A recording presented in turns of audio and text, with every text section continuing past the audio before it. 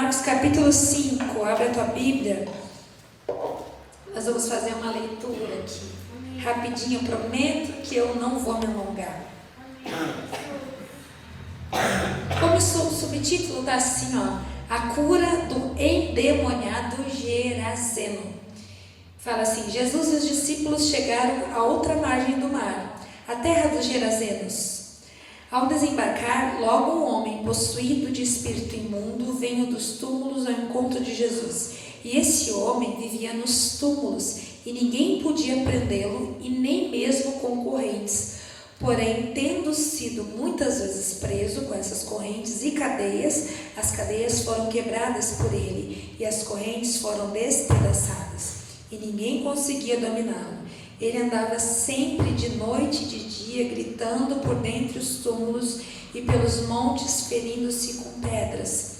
Quando de longe viu Jesus, correu e prostrou-se diante dele, e gritando em alta voz: "O que você quer comigo, Jesus, Filho de Deus Altíssimo? Por Deus, peço-lhe que não me atormentes." Ele disse isso porque Jesus tinha dito a ele: "Espírito imundo, saia desse homem." Então Jesus lhe perguntou: "Qual o seu nome?" Ele respondeu: "Legião é o meu nome, porque muitos nós somos."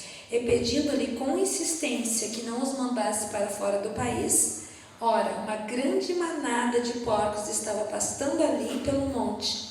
E os espíritos imundos pediram a Jesus: "Por favor, mande-nos para os porcos, para que entremos neles." E Jesus o permitiu, e então, saindo os espíritos imundos, entraram nos porcos, e a manada era cerca de 2.000. Precipitaram-se despenhadeiro abaixo, para dentro do mar, onde se afogaram. Os que tratavam dos porcos fugiram e foram anunciá-lo na cidade e pelos campos. Então o povo saiu para ver o que tinha acontecido. Aproximando-se de Jesus, estava o endemoniado, o que antes estava dominado pela legião. Ele estava assentado, vestido e em perfeito juízo, e esses o temeram. Os que haviam presenciado os fatos contaram-lhe o que tinha acontecido ao endemoniado e também falaram a respeito dos porcos. E começaram a pedir com insistência que Jesus se retirasse daquela região. Quando Jesus estava entrando no barco, aquele que antes estava possuído pelos demônios pediu com insistência que Jesus o deixasse ficar com ele. Jesus, porém, não o permitiu. Ao contrário, ordenou-lhe: "Vá para a sua casa, vá para os seus parentes e conta-lhes tudo o que o Senhor fez por você e como teve compaixão de ti." Amém? Amém. Glória a Deus. Glória a Deus. Aleluia. Essa palavra por si, ela já explica o nosso trabalho, né, Marifônia? Aqui conta tudo. Aqui fala de uma pessoa que hoje a psicologia diria que é alguém com transtorno mental, né? A neurociência diria que é alguém gravemente ferido pelas suas emoções. Trataria ele como um psicopata, que de fato ele era, né? Ele era um psicopata. Tem 3 casos que eu estava estudando esses dias na faculdade. Um deles era Charles Manson, que é um homem que matou muitas pessoas, e ele tinha uma seita. E nessa seita, eles matavam as pessoas, pegavam o sangue delas e escreviam os nomes nas portas. Tá? É um psicopata. Depois é avaliado um personagem chamado Coringa. Já ouviram falar do Coringa? Né? Que é uma pessoa extremamente violenta, mas o que mostra ali do personagem é que ele vai desenvolvendo um perfil psicológico, neurológico, a partir da sua infância, a partir da negligência dos pais, a partir do abandono. Isso nós vemos muito dentro da fase. Não trabalhamos lá é o local, irmãos, que eu tenho as minhas reservas. Trabalhar com crianças, com jovens e com idosos, eu não consigo, porque fico realmente envolvida emocionalmente. Então eu não consigo, tá? Porque a gente vai olhar uma criança abandonada, isso dói. Eu sou mãe, eu vou ver um jovem infrator, eu vou fazer uma leitura da história dele, e a gente sabe, irmãos, que gira e vai parar em casa, vai parar lá com o pai e com a mãe. Não tem como fugir, não tem como fugir. Tu pode dizer que foi isso, foi aquilo, ele tem a personalidade, mas de alguém ele herdou, alguma coisa ele viu, algo se encaminhou, e geralmente dentro de casa, né? Então, nesse filme Coringa, fala muito sobre isso. E depois fala de um rapaz, eu me esqueci agora o nome dele, mas é bem famoso, uma série que saiu na Netflix, que ele matava homossexuais, ele se envolvia com eles amorosamente e matava essas pessoas. Então, esses são psicopatas. Só que se a gente olhar para o Gadareno, ele também era um tipo de psicopata. Ele também era. Porque o cara andava peladão, né? Em Lucas, fala Mateus, Marcos e Lucas, os 3 evangelhos, com exceto de São João, falam a respeito dele. E em Lucas diz que ele andava nu, ele andava pelado, ou seja, um maníaco sexual. Toda vez que a Bíblia fala de nudez, ela está falando de fornicação. É bem claro isso aí. Toda vez que a Bíblia trata de nudez, está falando sobre sexualidade. Então, quando se fala aqui na palavra andava nu, provavelmente era um tarado sexual. Depois aqui fala que ele andava nos sepulcros. Lá dentro do IPF, né, Marivone, nós temos pessoas que cometem necrofilia. O que é necrofilia? O ato de ter relacionamento sexual com o cadáver. Né? Esse cara morava num local assim, o Gadareno, e ele andava se cortando, se automutilando. E isso a gente vê muito. Tivemos uma onda na pandemia, e alguns anos antes da pandemia, jovens, crianças e alguns adultos que se automutilavam. Né? E isso é tido como um transtorno neurológico de algumas neuroses. Então, isso também era uma característica desse homem que se automutilava, e diz que ele era extremamente perigoso, era um homem violento, era agressivo, era um bicho, como a gente diz, de tão bravo. Por quê? Porque pegava as mãos dele e amarravam as suas pernas, e ele se soltava, ele não conseguia. E eu e a Marivone já entramos lá dentro do fechado, né, Marivone? Onde estão essas pessoas, que nós vemos uma gradezinha assim, pequenininha, nessa altura assim mais ou menos, irmãos, ó, onde caiba um prato para entrar. E ali nós vemos os olhos deles. E o cheiro tu não aguenta. É cheiro podre. O ser humano, gente, eu não entendo que as pessoas têm tanta frescura. Porque nós temos o mesmo cheiro, sabia? Fica sem tomar banho, fica igualzinha a eles. Igualzinha.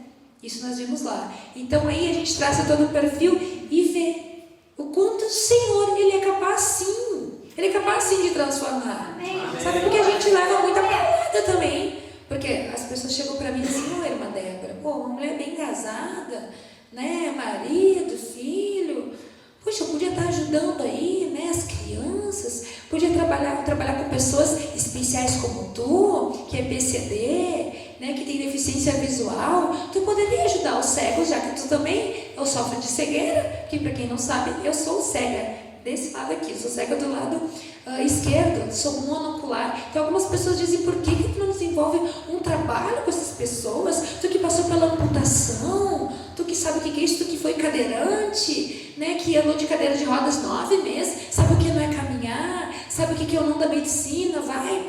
Então as pessoas não entendem isso aí. Por que tu vai trabalhar com esse tipo de gente?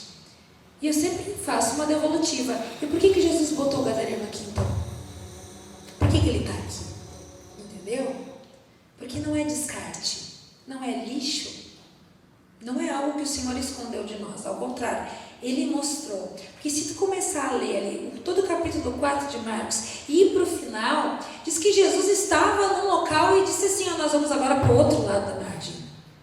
Sabe? É a atitude, é saber que lá tem um problema, então assim, ó, eu saio daqui, do meio das pessoas normais, no meio de todo mundo bonito, no meio de todo mundo cheiroso, no meio da igreja, e nós vamos lá para o outro lado. E para chegar lá, a coisa foi tão tenebrosa, gente, que tinha uma baita tempestade, sabe? Lá eles ficam apavorados, os discípulos, eles ficam com medo.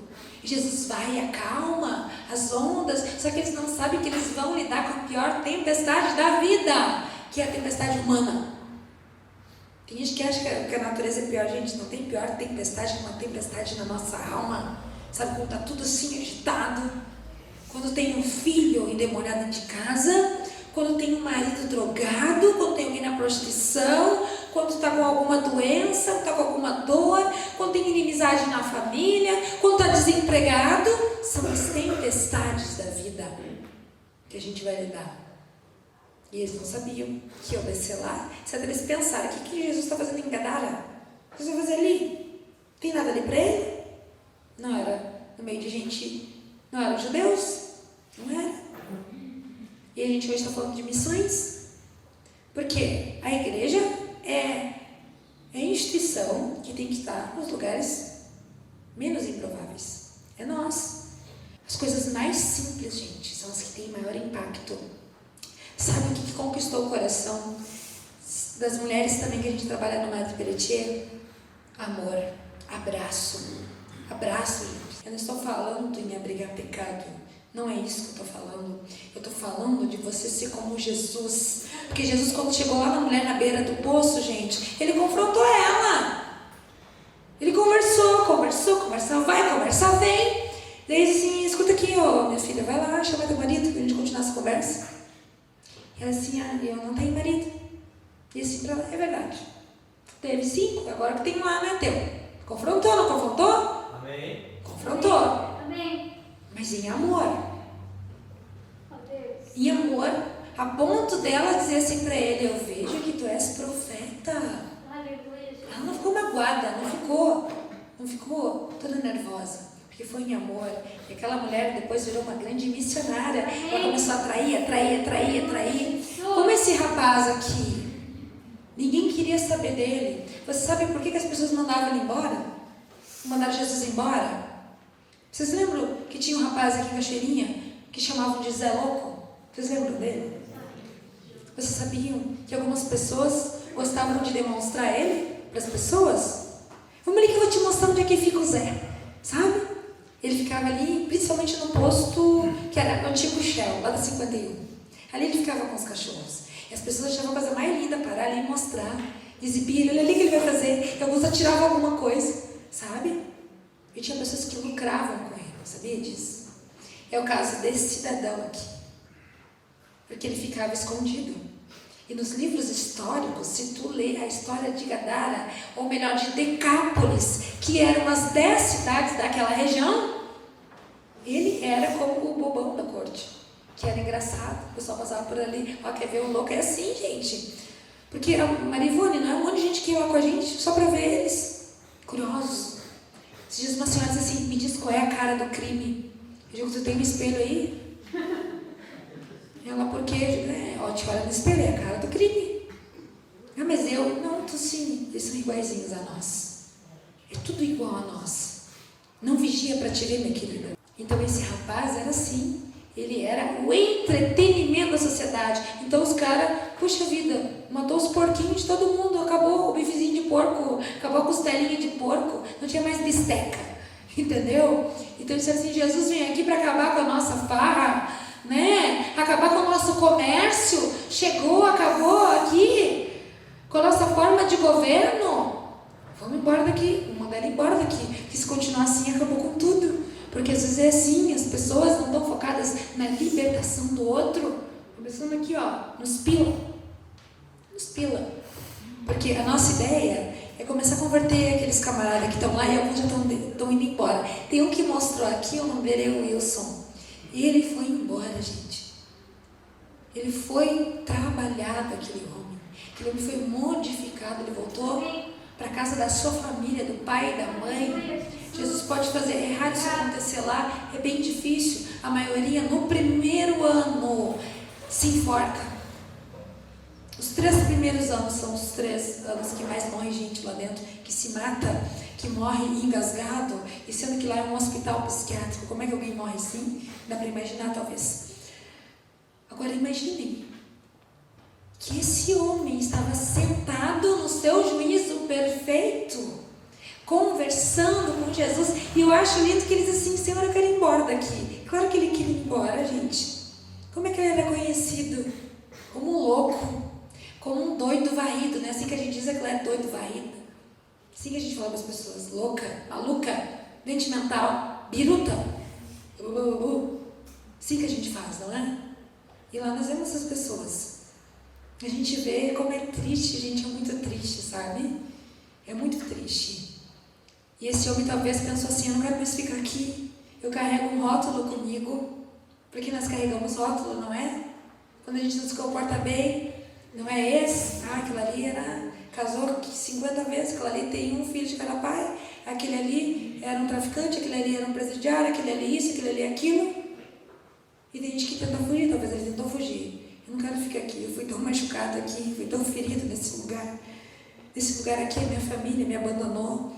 O cara não dormia, gente, ele não dormia, era dia e noite. Sabia? Segundo a neurociência, 2 coisas podem nos matar depressa. 2 coisas. A primeira é a falta do ar. A segunda achei que era água, mas não é. É a falta de sono. É a falta de sono. Entendeu? O sono, ele é fundamental. Depois vem a água. Pensa, o cara não dorme. O que acontece com quem não dorme? Fica muito tempo, tu começa a ter alucinação. Conversa com o pessoal que pegou o quartel. Mas não sei como é que é o quartel hoje, gurizada. Fala aquele quartel raiz lá do meu tempo, lá de 1970 e pouco, sabe? Fala desse quartel, que os caras ficavam direto sem dormir. Né? Os caras começavam a ter paranoia. Começavam a ficar maluco, começavam a ver coisa que não existia. Era assim. E esse cidadão estava. Então ele tinha vários rótulos. Mas Jesus disse assim para ele: não vai comigo. Tu não vai comigo. Jesus perde a oportunidade de levar um missionário com ele e começar a exibir, não é? Dizer, olha, tá vendo esse cara aqui? Olha as marcas que tem no braço dele, gente. Ele tentava se cortar e não conseguia. Jesus poderia ter feito um grande merchandise com ele. Podia, não podia? Poderia exibi-lo. Mas Jesus tinha um propósito maior. Jesus disse assim para ele, olha aqui, ó. Tu vai voltar para a tua família. Tu vai lá para a tua casa. Tu vai para as pessoas da tua volta e tu vai contar para eles como Deus foi bom para ti. Amém. Como Deus cuidou de ti. Porque aí já começa dizendo que onde começa a missão verdadeira. Como o irmão Leandro falou, na família. Amém. Começa em casa. Porque falar para os outros irmãos que eu era, tu tem que primeiro ter o feedback da tua família. Quer saber quem é a Débora? Bate um papo com o Alexandre e com o Alexandre Júnior, que eles vão dizer exatamente quem eu sou. Porque Jesus estava dizendo, vai lá fazer diferença na tua casa. Amém. Jesus volta, depois tu lê lá no capítulo 7, capítulo 8 de Marcos, Jesus vai voltar lá dentro de 1 ano mais ou menos, e haverão quase 8.000 pessoas para alimentar naquela região. Quem é que falou de Jesus? Quem é que falou de Jesus para aquele povo? Se não foi o testemunho daquele homem, que não tem coisa mais linda do que tu olhar e dizer, opa, mas é ele? Ué? É ela? Deixa eu ver. É ela, gente. Sabe aquela coisa que tu fica confuso? E diz assim, só Jesus pode fazer um negócio desse. Amém. Aleluia. É assim. Esse é o evangelho que nós cremos. Esse é o evangelho, Simone, que eu tenho pregado por onde eu passo. Das boas novas de salvação. Mas o Senhor nos levantou e te levantou para esse tempo. Faça a obra de Deus. Aproveita enquanto é dia. Aproveita enquanto tem sol lá fora, gente. E vai semear o evangelho de salvação. Vai pregar as boas novas. Peça ferramenta para o Senhor. Você que é jovem, faça a diferença. Leva a tua alegria. Eu preciso de jovem lá dentro do manicômio, gente, sabia? Tem que ter mais de 18 anos, mas eu preciso de vocês. Vocês têm a juventude, vocês têm aquela alegria, sabe? Vocês têm o lúdico, vocês têm o bom humor, vocês têm a leveza. Vocês não são geração de futuro, vocês são do hoje. Amém. É agora que Jesus quer usar vocês. Amém. É nesse momento, não é amanhã. A gente pode não estar mais aqui tudo, né? A gente não sabe. Eu quero orar por você essa noite. Fica de pé. Eu quero orar por aquelas pessoas que talvez vão pensar assim, mas eu não sou como esse homem, não sou endemoniado, não sou assim, não ando pelado, não ando, né? Não ando atacando ninguém, não sou perigoso, não sou perigosa. Mas talvez tenha causas impossíveis na tua vida. Talvez tenha algo que o Senhor precisa atravessar para chegar lá. Atravessar o teu coração, atravessar a tua mente, algo que você precisa dizer, Senhor, socorre essa fase da minha vida que está turbulenta. Talvez tenha uma tempestade aí, as águas estão agitadas, mas o Senhor está pronto para remar até esse lugar e te dar vitória. Seja uma doença, seja um problema na tua casa, problema de separação, problema com vícios, uma causa na justiça, Ele pode fazer. Jesus, Ele pode fazer. Eu nunca vou saber como é que Ele faz. Talvez lá na eternidade eu vá saber. Mas enquanto nós estamos aqui, a única certeza que nós precisamos ter, você que nos assiste aí, é que Ele faz. É que Deus responde orações e que Deus não fica devendo nada para ninguém. Isso a gente precisa saber. Passa aqui na frente, você que quer uma oração. Você que precisa de uma oração de libertação. Você que precisa de uma oração por uma causa impossível. Jesus continua restaurando a saúde das pessoas. Talvez você já tomou tanto remédio, não adianta mais nada.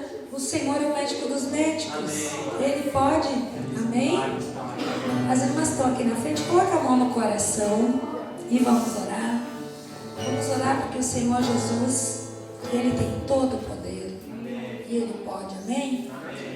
Obrigada, Senhor. Obrigada pela Tua palavra, Deus. Obrigada porque a Tua palavra tem poder. Obrigada porque ela é viva e eficaz. Obrigada porque ela vem como uma espada e vem nos cortando. Ela nos atravessa, Senhor. Porque ela consegue, Senhor, é a única ferramenta que consegue discernir as intenções do nosso coração, discernir os nossos pensamentos. Por isso eu te peço, Espírito Santo, trabalha na vida de cada um dos meus irmãos que estão aqui na frente. Cura, Senhor, aquela que precisa de cura. Transforma situações. Aqueles que têm uma causa na justiça, em nome de Jesus. Vai lá, Senhor, coloca a tua mão sobre a mão do juiz. Trabalha na vida do advogado, Senhor. Eu te peço por aquelas famílias que estão lutando, Deus, que estão passando, Senhor, por inimizade familiar, álcool, que estão passando pelas drogas, em nome de Jesus, pela violência. Tu pode transformar. Todo o poder foi te dado, Senhor. Nós cremos que tu pode transformar, que tu pode colocar a mão em células malignas, que tu pode entrar lá, Senhor, onde Freud adoraria entrar na alma humana, mas ele não conseguiu porque ele era homem, e esse poder foi dado a ti, Senhor, que entra lá no fundo da nossa corrente sanguínea, que pode lá curar, que pode nos ossos, que pode na mama, que pode no estômago, que pode no nosso esqueleto. Tu tens o poder. A tua palavra diz, Senhor, haveria coisa alguma impossível demais ao Senhor? Nada impossível demais, Senhor. Eu te peço por aquelas mulheres, Senhor, que querem engravidar, Senhor, mas não conseguem. Em nome de Jesus, visita, Deus. Visita a Sara essa noite. Transforma, Senhor, toda infertilidade, toda esterilidade, seja na mulher, seja no homem, em nome de Jesus. Cura. Eu te peço, Senhor, por aquela pessoa que tem uma situação para resolver, uma situação difícil, onde falta dinheiro, onde faltam palavras, onde falta, Senhor, todo tipo de ferramenta que ela precisa. Em nome de Jesus, vai lá, Senhor. Vai lá e transforma. Se alguém precisa de uma porta de emprego, em nome de Jesus, a tua palavra diz, Senhor, que a porta que tu abre, ninguém pode fechar. E nós clamamos, Senhor, te peço uma bênção especial sobre o anjo da igreja, o pastor Carlos, o pastor André. Cuida deles, Senhor, não deixa nada voltar. Cuida da geração deles, da saúde para eles, Deus.